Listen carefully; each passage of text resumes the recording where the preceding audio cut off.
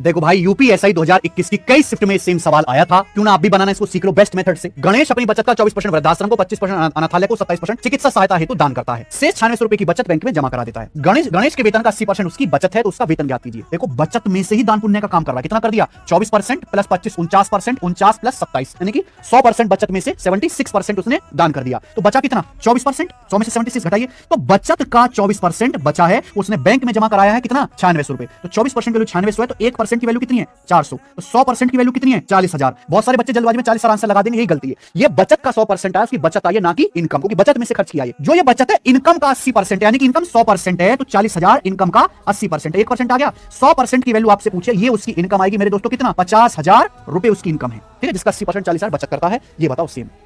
इस सवाल पर कुछ बच्चे लड़खड़ा सकते हैं, रुक सकते हैं, दिक्कत आ सकती है।